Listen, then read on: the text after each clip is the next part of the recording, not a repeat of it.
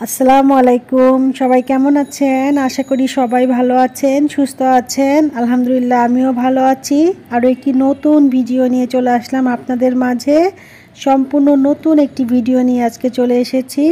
তো আপনারা আজকে আমার ভিডিওটি দেখে অনেকেই উপকৃত হবেন। বিশেষ করে আমরা যারা গৃহিণী তাদের জন্য অনেক উপকারী আমার আজকের এই ভিডিওটি।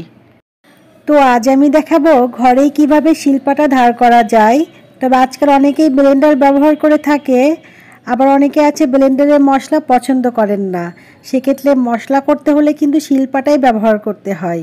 তো আজ আমি যে পদ্ধতিতে শিলপাটা ধার করে দেখাবো তা একটি প্রাচীন পদ্ধতি হলেও এটা কিন্তু অনেক উপকারী হবে এবং অনেক কম সময়েই শিলপাটাকে ধার করে দেবে। আগেকার মানুষেরা কিন্তু এভাবেই শিলপাটা ধার করে নিত। তাহলে চলুন আমরা চলে যাই আমাদের মূল ভিডিওতে। তো আমার প্রথমেই যে জিনিসটি লাগবে সেটা কিন্তু একটি শপিং ব্যাগ। আপনারা দেখতে পাচ্ছেন আমি এখানে একটি শপিং ব্যাগ নিয়ে নিয়েছি। আপনারা হয়তো প্রশ্ন করতে পারেন শপিং ব্যাগ দিয়ে আবার কিভাবে শিলপাটা ধার করবে। তো সেক্ষেত্রে অবশ্যই আমার ভিডিওটি আপনাদেরকে দেখতে হবে এবং এখানে কিন্তু আপনারা অবশ্যই চেষ্টা করবেন একটি মোটা শপিং ব্যাগ নেওয়ার জন্য। এখানে পাতলা ব্যাগটা না নেওয়াই উচিত হবে। এছাড়াও কিন্তু আপনারা এখানে বাজারের ব্যাগও নিতে পারেন। আমরা যে ব্যাগে বাজার করি সেই ব্যাগও কিন্তু আপনারা এখানে ব্যবহার করতে পারেন। তো আমি এখানে শপিং ব্যাগটি ভাঁজ করে রেখে দিচ্ছি। এখন আমি আমার আরেকটি যে উপাদান লাগবে এই শিলপাটা ধার করার জন্য সেই উপাদানটি হচ্ছে কাচের বোতল।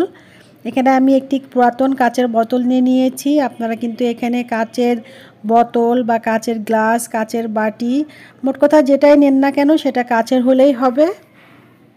তো এখানে আমার একটি জেলির কৌটা, যেটা অনেক আগেই শেষ হয়ে গিয়েছে, আমি ধুয়ে রেখেছিলাম, সেটা এখানে ব্যবহার করব।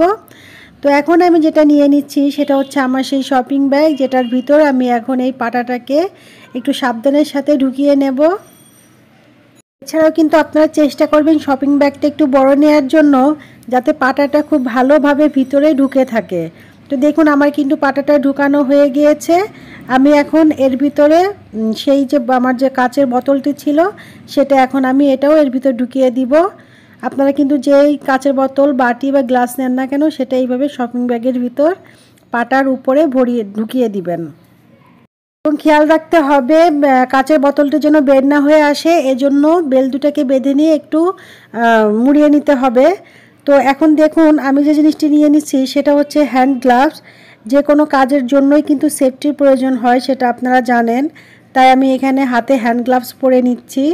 তাহলে আপনাদের যদি বাসায় হ্যান্ড গ্লাভস থাকে তাহলে হ্যান্ড গ্লাভস পরে নেবেন, আর যাদের বাসায় হ্যান্ড গ্লাভস নাই তারা অবশ্যই একটি মোটা পলিথিন আপনাদের হাতে বেঁধে নেবেন, তাহলে আপনাদের হাত সুরক্ষিত থাকবে।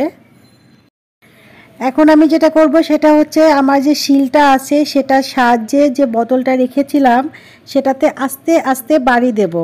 আপনারা দেখতে পাচ্ছেন আমি শিলের সাহায্যে বাড়ি দিয়ে নিচ্ছি। ততক্ষণ পর্যন্ত বাড়ি দিতে হবে যতক্ষণ না কাচের গুঁড়া হয়ে যায়। তো দেখুন আমার কিন্তু বেশ কাচের গুঁড়া হয়ে গিয়েছে, অনেকটা হয়ে গিয়েছে। আমি আরও শিল দিয়ে বাড়ি দিয়ে নেব। এটাকে আমরা মোট কথা একদম গুঁড়া পর্যন্ত অপেক্ষা করব, যেন একদম মিহি গুঁড়ো হয়ে যায়।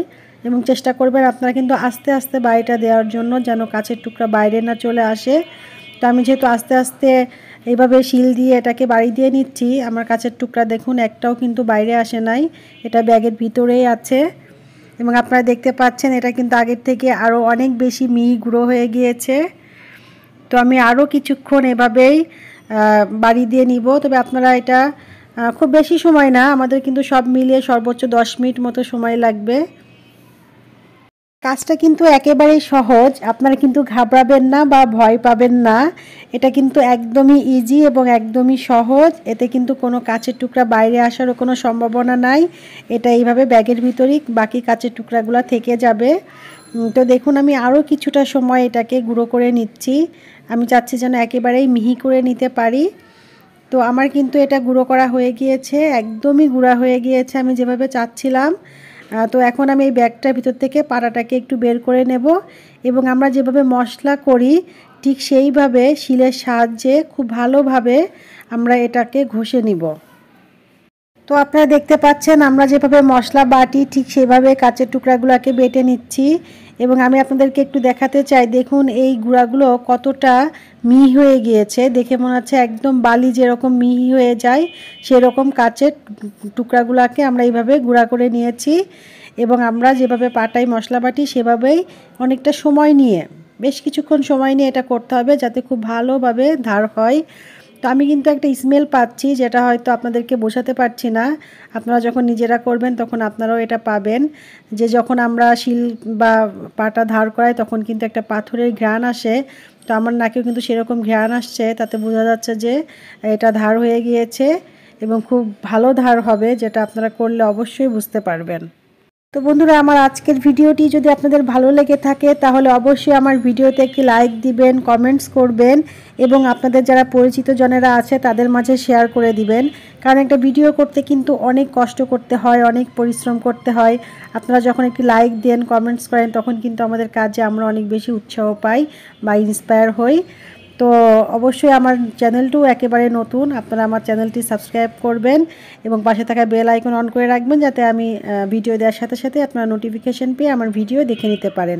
তো আপনারা দেখতে পাচ্ছেন আমি কিন্তু খুব ভালোভাবে অনেকটা সময় নিয়েই এই শিল এবং এই পাটাতে কাঁচের টুকরাগুলোকে ঘষে নিয়েছি এবং আপনাদেরকে দেখালাম যে এটা কিভাবে কতক্ষণ সময় নিয়ে ঘষতে হবে। তো এখন আমি যেটা করছি সেটা হচ্ছে সিংয়ের মাঝে আমার পাটা এবং নোড়াকে নিয়ে এসেছি। এখন আমি একটি মাজুনির সাহায্যে প্রথমে খুব ভালোভাবে এটাকে ঘষে নিতে হবে, যাতে এখানে কোনো কাচের গুঁড়ো না থাকে, তাহলে হয়তো মশলা বাটতে গেলে এটা চলে যাওয়ার সম্ভাবনা থাকবে।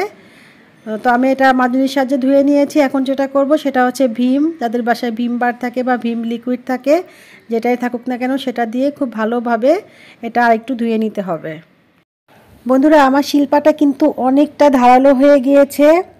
আপনাদেরকে যখন এটা পুরোটা ধুয়ে দেখাবো তখন আপনারা কিন্তু নিজেরাই দেখতে পাবেন যেটা কতটা ধারালো হয়ে গিয়েছে।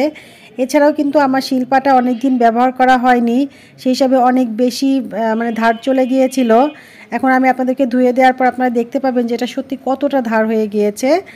তো এখন আমি পাটাটা ধুয়ে নিচ্ছি। ধুয়ে নেওয়ার পর এখন আমি যেটা করব সেটা হচ্ছে শিলটাকেও ঠিক একই প্রসেসিংয়ে মাজুনি দিয়ে ধুয়ে নিয়ে এবং একটু ভীম দিয়ে আমি এটা খুব ভালোভাবে ধুয়ে নেব। এই পদ্ধতি কিন্তু অনেক প্রাচীন ও জনপ্রিয় একটি পদ্ধতি। আগেকার দিনে আমাদের দাদি নানিরা কিন্তু এভাবেই শিলপাটা ধার করে নিত। আর এভাবে শিলপাটা ধার করে নেওয়ার পরে যে কি পরিমাণ ধার হয় তা যদি আপনারা নিজেরা না করেন তাহলে কিন্তু বুঝতে পারবেন না। তো আমার কিন্তু পাটা এবং শিল দুইটাই খুব ভালোভাবে ধোয়া হয়ে গিয়েছে। এখন আমি আপনাদেরকে দেখাবো যে এটা কতটা ধার হয়ে গিয়েছে। দেখুন এটা কতটা ধার হয়ে গিয়েছে। তো অবশ্যই আমি এইভাবে যেভাবে পদ্ধতি দেখালাম সেভাবে আপনারা শিলপাটা ধার করবেন এবং অবশ্যই আমাকে কমেন্টস করে জানাবেন যে আপনাদের শিলপাটা কতটা ধার হয়েছে। এবং আপনারা যারা এতক্ষণ আমার সাথে থেকে আমার ভিডিওটি দেখেছেন তাদেরকে অনেক অনেক ধন্যবাদ জানাই।